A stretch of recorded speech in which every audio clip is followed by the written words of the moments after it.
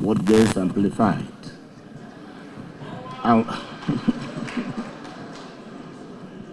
What gets amplified and what fades into silence.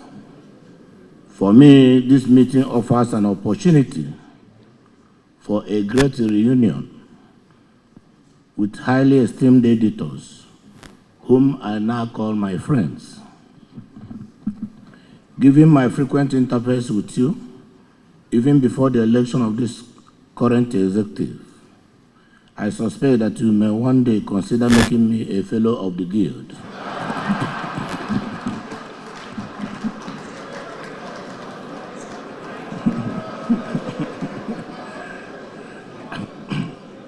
I must say that I appreciate the privilege to deliver this keynote address.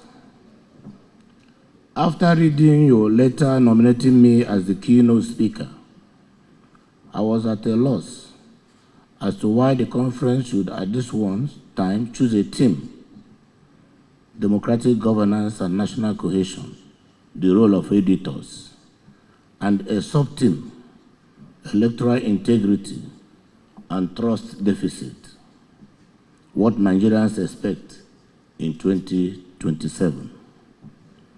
But on a closer scrutiny of the team and the sub-team, I came to the informed suspicion that as the wordsmith that you are, you were cleverly playing with words to downplay your public accountability to electoral integrity and trust deficit. Obviously, you accept to be held accountable for democratic governance and national cohesion. Hence, you added a rider, the role of editors, which is a clear indication of your willingness to accept public scrutiny. But you cleverly evaded that rider in the sub-theme, electoral integrity and trust deficit. What Nigerians expect in 2027. That was very, very smart of you. But I have news for you. I will not let you escape accountability for electoral integrity and trust deficit and what Nigerians expect in 2027. Here is why. If you have a role to play in democratic governance and national cohesion, then you also have a role to play in electoral integrity and trust deficit. Because without electoral integrity, there can be no democracy. Electoral integrity begets democracy, and democracy begets good governance, and good governance fast-tracks the exorcism of trust deficit. In all of this, your role as facilitator, amplifier, or catalyst is key. Your reports and comments paint a picture of tomorrow. Therefore, the picture you paint of 2027 is what Nigerians should expect. So I hold it to be true that as editors, you should be held accountable for both the team and the sub-team.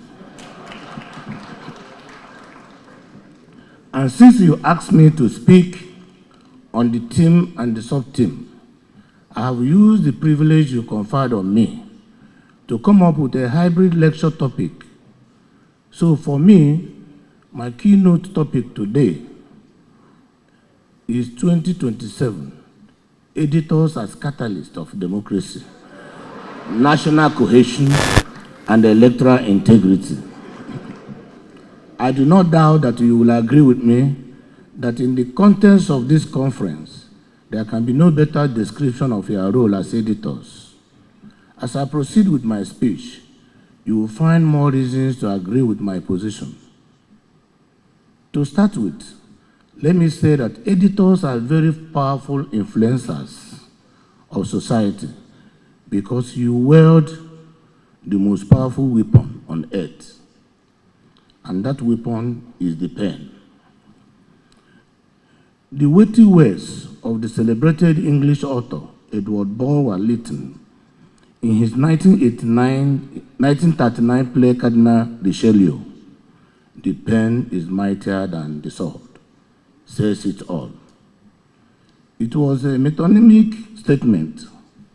The significance is that the pen can change and shape society faster and more permanently than the sword. The pen represents intellect. The pen represents written ideas and diplomacy, while the sword represents physical violence and military might. And that powerful instrument, the pen, is your symbol of trade and work tool. As a matter of fact, it is proudly displayed on your logo. I know that as editors, you will be quick to remind me that as powerful as your pen may be, you are professionally restrained from giving impartial and objective reports of events, and that you are not participants in the events.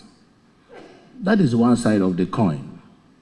The other side is contained in the providential ways of Stephen Ward, a leading scholar of journalism ethics, who reminds us that journalism objectivity is both an epistemic and an ethical principle.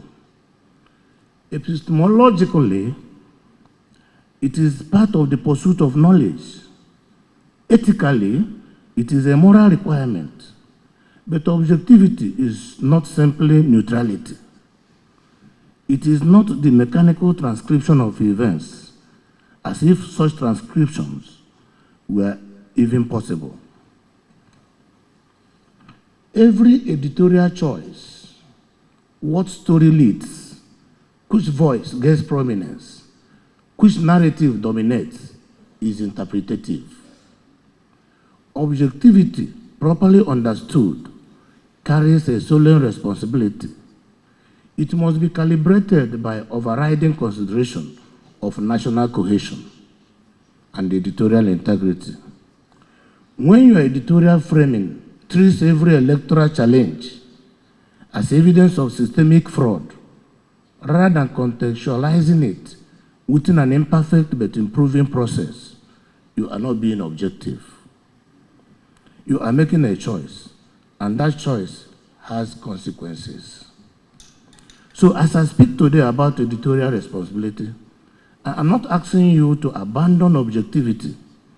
I'm asking you to practice it at its highest level, and that is accuracy over speed, verification over virality, and context over clickbait. Does that amount to restriction? The answer is no. On the contrary, it is a call to rigor. The powers editors wield, what editors actually do is akin to a pastoral duty. You decide what becomes urgent and what disappears. You choose the lens through which millions of Nigerians see their country, see their leaders, and even see each other. That is how the media is structured. A policy shift is either government U-turn or strategic adaptation. A land border closure is either economic protectionism, impoverishing the people, or national security imperative. Same facts, different frames, entirely different public perception. The 2023 elections demonstrated this better than any example I can conjure. Editorial choices shaped how Nigerians expressed and experienced that election. Not just what they knew, but how they felt about its legitimacy. Some newsrooms framed every electoral challenge as evidence of systemic fraud. Others emphasized resilience and reform. Both could cite facts, but the editorial architecture determined whether readers saw a flawed but improving process or a collapsing democracy. When we look at the performance of the media in the 2023 elections, we find that it was actually below expectations. While some were truly professional in their reportage, some took it upon themselves to even undermine the integrity of the electoral body. Under the guise of calling the election results based on returns from a few polling units, the credibility of that election was undermined. The people were lured by such reports to believe that the election was not free, was not fair, and was not credible. Unlike other professionals, editors cannot claim to be merely executing mandates. They are actively responsible for how the citizens rate the electoral process. A civil servant implements policy. A police officer enforces the law. But you actively choose the lens. In doing so, you shape public opinion, you shape public trust, and ultimately public behavior. That is the power you wield. The question is whether you are wielding it with the weight it deserves. So when we talk about the trust deficit and who bears responsibility, there is a trust deficit in Nigeria's information ecosystem, and it is corrosive. The 2023 Edelman Trust Barometer is revealing enough. Look at the numbers. It revealed that 51% of Nigerians trust the media. That sounds neutral, perhaps even acceptable, until you realize what it actually means. It means that nearly half of Nigerians, that is 49%, actively distrust the media. Not have concerns about or skeptical of, distrust, as in they do not believe our media reports. And here is what should trouble you even more. According to the barometer, Nigerians trust in NGOs. 71% of Nigerians trust NGOs. Their trust in businesses is at 66%. Their trust in the media is at 51%. And their trust in the government is at the minimum of 35%. Think about what the hierarchy reveals. It means that Nigerians trust non-governmental organizations. Many of them are funded by foreign interests and operate within minimal democratic accountability. Yet, more than that percentage trust the fourth estate of the realm. They trust corporations that are seeking profit more than they trust journalists seeking truth. This is an institutional crisis. And it gets worse when asked directly. 56% of Nigerians say the government is a source of false or misleading information. Only 28% say it is trustworthy. The 2023 Edelman Trust Barometer goes further. It identifies the primary drivers of societal polarization in Nigeria. And two variables stand out: distrust in government and distrust in the media. That amounts to distrust in the very institutions meant to inform and to govern. This creates a vicious circle. When government credibility collapses, media coverage of the government becomes suspect. When the media frames every electoral challenge as evidence of systemic fraud, rather than contextualizing it within an imperfect but improving process, it reinforces the very distrust that fragments society. When you, editors and gatekeepers, choose narratives that amplify division because division drives sales, you feed the polarization. and make your own work even harder. Post-2023, trust fractured because the narratives around the election became tribal, fragmented, and in some cases, inflammatory. Coverage did not stop at the reporting divisions. It amplified it. Headlines displayed polarization and deepened it. I do understand the constraints you operate under. Many proprietors have political alignments. Advertisers have interests. Engagement metrics reward sensationalism. Division drives clicks. Outrage drives sales. These are real pressures, I agree. I don't dismiss them. But constraints are not excuses. Every profession operates under pressure. Doctors, medical doctors, they face resource shortages. Judges, they face political influence. Governors, we face fiscal limits. But we don't say because the constraints are real that failures should be justified. Professionalism is tested within constraints, not in their absence.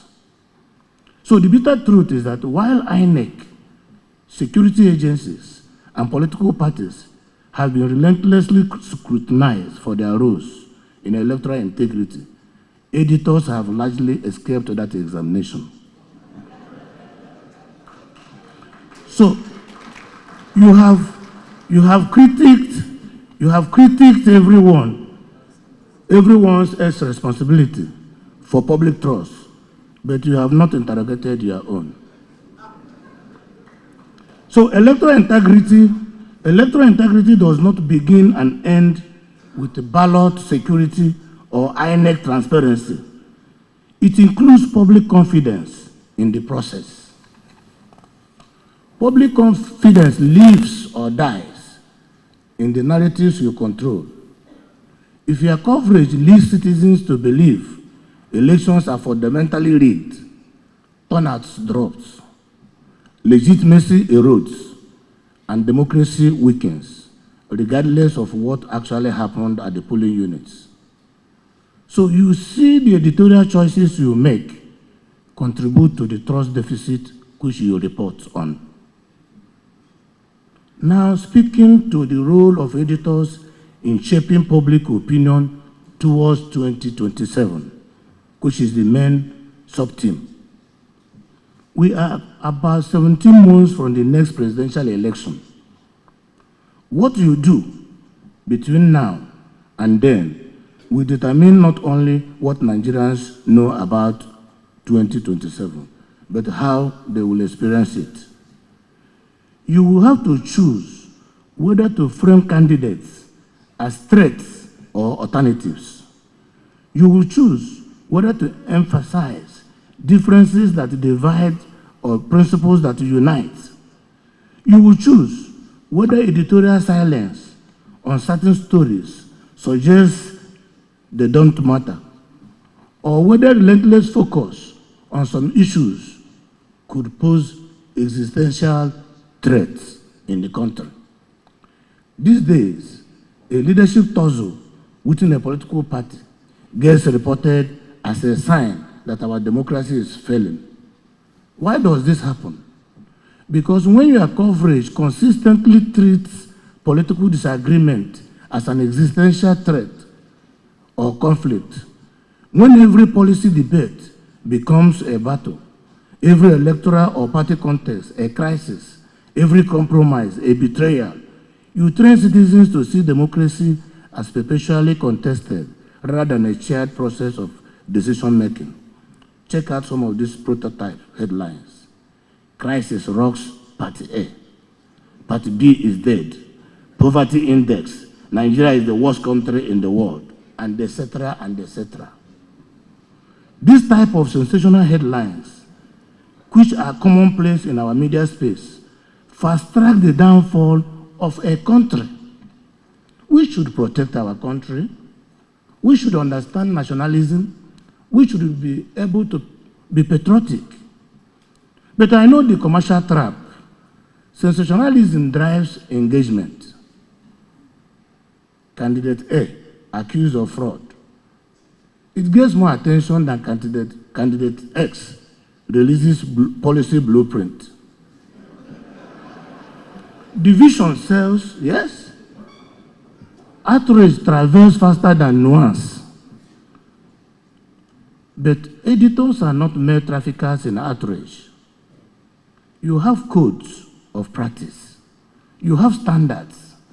The question is whether those standards are being applied to electoral coverage with the rigor you apply elsewhere. National interest must be your editorial North Star.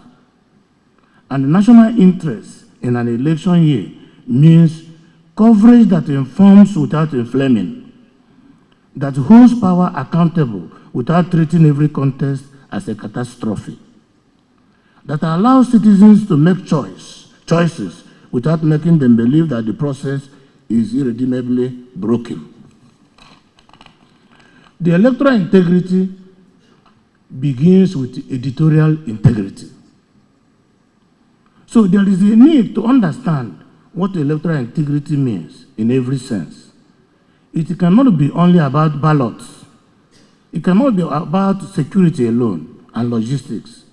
It must include the integrity of the information Nigerians consume about those processes.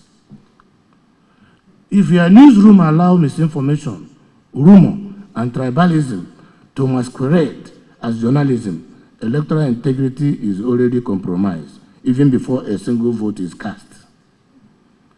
If unverified claims about rigging circulate unchecked on your pages or platforms, you have undermined the process, regardless of INEC competence. This is where I challenge what I see as an abdication. Editors often treat electoral integrity as someone else's responsibility. INEC, executive, security agencies, and civil society. But it is yours too. That is why I am happy with the lecture topic you gave to me. Arguably, you have more powers to shape it than most other actors because you shape the information environment in which citizens form opinions and reach judgments. Answer these questions in your heart, and you will get closer to the truth. Do you know as a professional,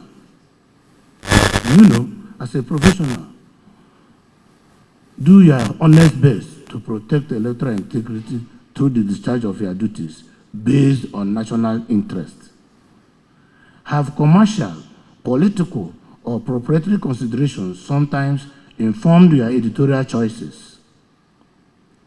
In 2027, will your editorial practice contribute to a credible election, or will it contribute to the perception of a flawed one?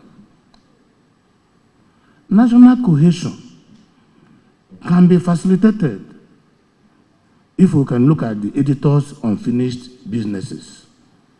In all fairness, Nigerian editors have accomplished much that deserves recognition. Your newsrooms have produced investigative journalists who exposed corruption. You have published reports that held power accountable. Through your coverage, you have amplified marginalized voices. These contributions matter and they are essential to democracy. But what is often missing is journalism that actively builds cohesion, not just reports on its absence. There is a difference between neutrality or neutrally documenting division and actively choosing narratives that remind Nigerians of shared values, shared stakes, and a shared future. You report on ethnic tension, regional disparities, and religious conflicts, as you should.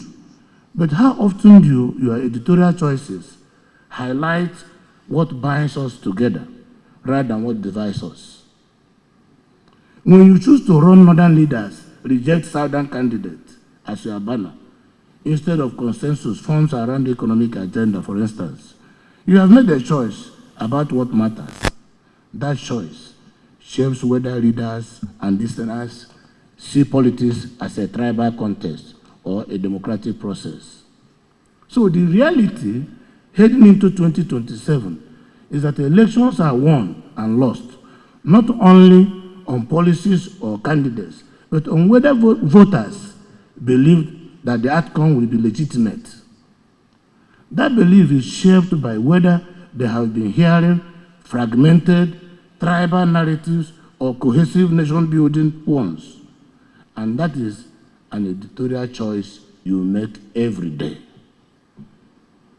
Let me give you a concrete example of what editorial integrity in the service of national cohesion looks like. Most recent reports indicate that Nigeria's $2.35 billion Eurobond was oversubscribed by $10.65 billion. That is 453% oversubscription. The Nigerian Stock Exchange recorded 2.7 trillion naira in transactions in the first 4 months of 2025, which is a 43% increase year on year. Foreign portfolio investment surged 162%. Sovereign Investment Authority now holds an asset worth of 4.42 trillion naira. Our GDP grew by 4.23%, the highest in a decade. These are real market outcomes.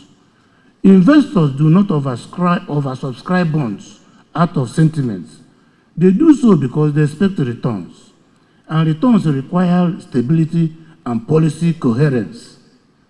President Bola Ahmed Tinubu's economic reforms are clearly generating the confidence that is producing these investment fostering results. So when you amplify the reality and the facts that President Tinubu's reform policies are yielding fruits and that a robust economic future is manifesting, you are using facts for nation building and inspiring narratives ahead of 2027 election. You are building confidence in the future. You are making Nigerians look towards 2027 with optimism and patriotism. But when you begin to follow the negative utterances of those who don't like our country, you are misinforming Nigerians. None of this requires abandoning your watchdog function. You can hold the government accountable and avoid framing every accountability story as an evidence of irredeemable dysfunction. You can report electoral irregularities and avoid suggesting that the entire system is corrupt. You can cover political competition and remind citizens that competitors will govern the same country afterwards. The question is, ahead of 2027, will you be passive chroniclers of division or active catalysts of the cohesion that democracy requires to function? In closing, Your Excellencies, distinguished editors, ladies and gentlemen, let me say this as part of my closing remarks. The administration of President Bola Ahmed Tinubu understands what is at stake.